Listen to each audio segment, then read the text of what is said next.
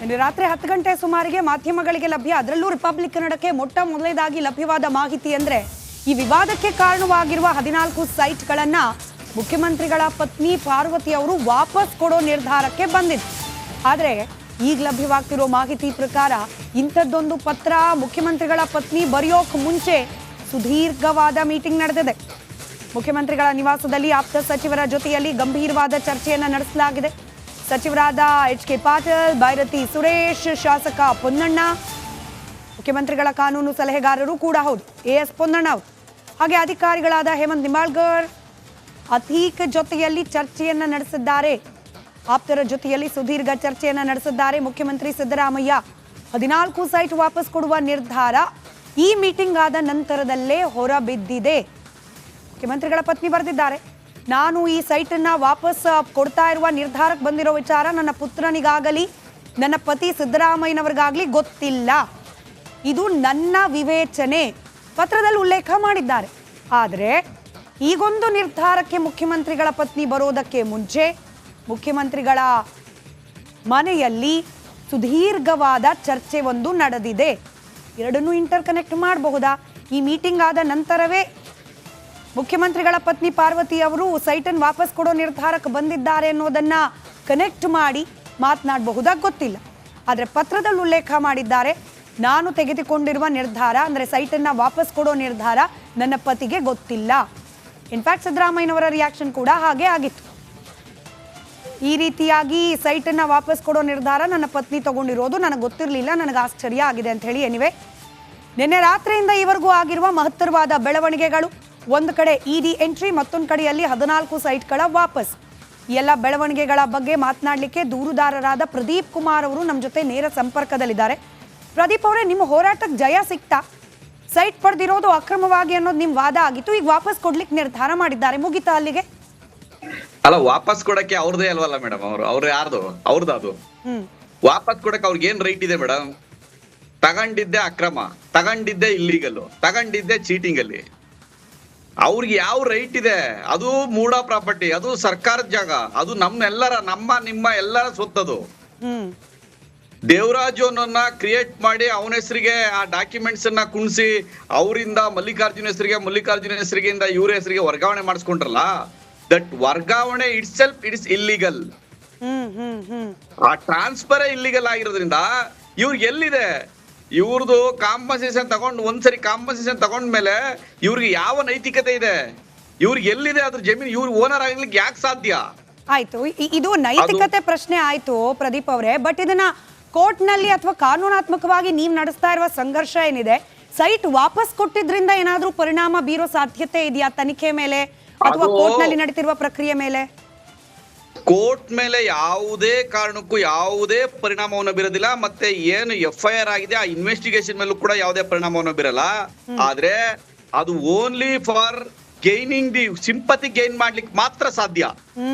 Public ಇಂದ sympathy gain ಮಾಡ್ಲಿಕ್ಕೆ ಸಾಧ್ಯನೇ ಹೊರತು ಇರ್ತಕ್ಕಂಥ ಲೀಗಲ್ ಪ್ರೊಸೀಡಿಂಗ್ಸ್ ಮೇಲೆ, ಲೀಗಲ್ ಆಕ್ಷನ್ ಮೇಲೆ ಯಾವುದೇ ಸಹಾಯ ಅವರಿಗೆ ಆಗೋದಿಲ್ಲ ಈ ಪ್ರಕರಣದಲ್ಲಿ. ಈಗ ನಾಳೆ ದಿನ ತನಿಖೆ ನಡೆಯೋ ಸಂದರ್ಭದಲ್ಲಿ ಹೇಳ್ಬೋದಲ್ಲ, ಅರೆ ತಗಾದೆ ಇದ್ದಿದ್ದು ಸೈಟ್ ವಿಚಾರಕ್ಕೆ ನಾವು ವಾಪಸ್ ಕೊಟ್ಬಿಟ್ಟಿದೀವಪ್ಪ, ನಮಗ್ ಬೇಡ, ನೀವು ಅದನ್ನ ಪಡ್ಕೊಂಡಿದ್ದು ಇಲ್ಲೀಗಲ್ ಅನ್ನೋದ್ರ ತನಿಖೆ ಮಾಡಿ ಆಮೇಲೆ ಮಾತಾಡೋಣ, ಹಿಂಗೊಂದು ಆರ್ಗ್ಯುಮೆಂಟ್ ಬರೋ ಸಾಧ್ಯತೆ ಇದೆಯಾ?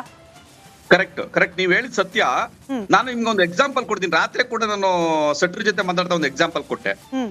ಒಂದು ಯಾರೋ ಒಬ್ಬ ಕಳ್ತನ ಮಾಡ್ಬಿಟ್ಟಿರ್ತಾನೆ, ಏನೋ ಒಂದು ಕಳ್ತನ ಮಾಡಿರ್ತಾನೆ, ಅದು ಕೊನೆಗೆ ರಿಕವರಿ ಆಗುತ್ತೆ. ಒಂದು ಲ್ಯಾಪ್ಟಾಪ್, ಒಂದು ಫೋನ್, ಒಂದು ಏನೋ ಒಂದು ಕಳ್ತನ ಮಾಡಿರ್ತಾನೆ, ಅದು ಎಲ್ಲೋ ಬಚ್ಚಿಟ್ಟಿರ್ತಾನೆ. ಅಲ್ಲಿಂದ ಹೋಗಿ ಇನ್ವೆಸ್ಟಿಗೇಷನ್ ಆಫೀಸರ್ ರಿಕವರಿ ಮಾಡ್ಕೊಂಡ್ಬಂದಾದ್ಮೇಲೆ ಸಿಗುತ್ತೆ ಮೊಬೈಲ್ ಸಿಕ್ಕದ್ಮೇಲೆ ಅಥವಾ ಲ್ಯಾಪ್ಟಾಪ್ ಸಿಕ್ಕದ್ಮೇಲೆ ಅಲ್ಲಿಗೆ ಅವನ್ನ ಕಳಿಸ್ಬಿಡ್ತಾರ. ಆ ಕೇಸಿಂದ ಖುಲಾಸೆ ಮಾಡ್ತಾರಾ?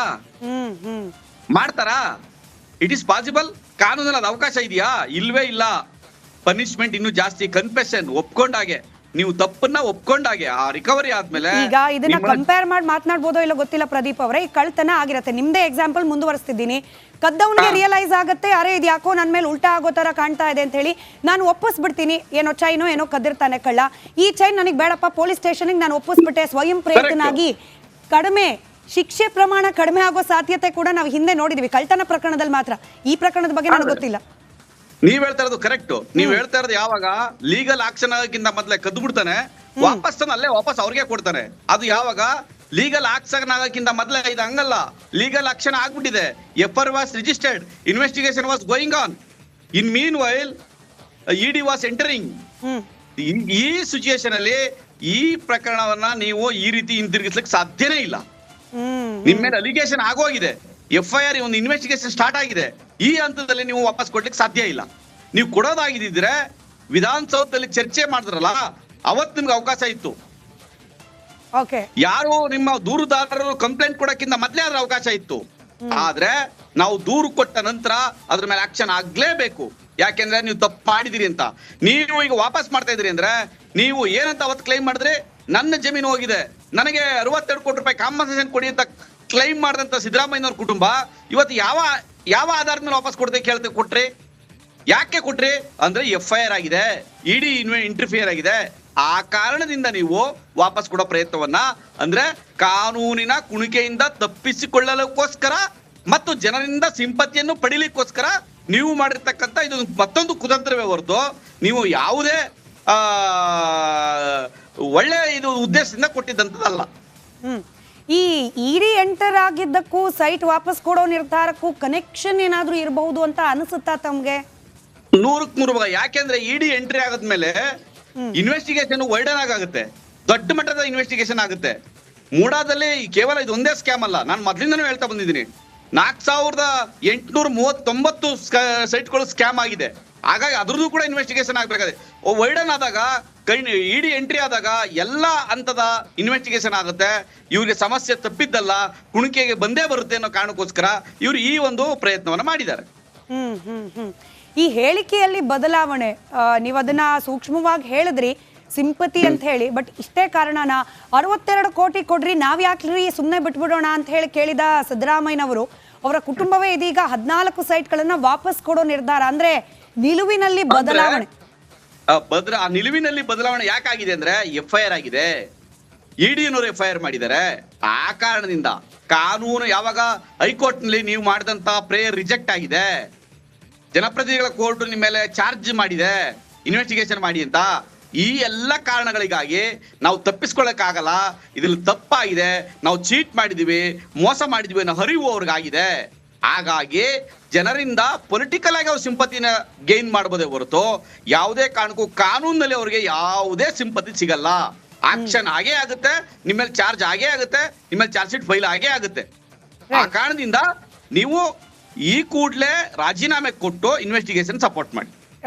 ಪ್ರದೀಪ್ ಅವರೇ, ನೀವು ಕೂಡ ನಾವು ಕೂಡ ಅಂದ್ರೆ ಮಾಧ್ಯಮದವರು ಎಲ್ಲರೂ ಕೂಡ ಸಿದ್ದರಾಮಯ್ಯನವರ ಪತ್ನಿಯನ್ನ ಈ ರಾಜಕೀಯ ಉದ್ದೇಶಕ್ಕೆ ಎಲ್ಲೂ ಅವರ ಹೆಸರನ್ನ ಪ್ರಸ್ತಾಪ ಈವರೆಗೂ ಮಾಡಿರ್ಲಿಲ್ಲ.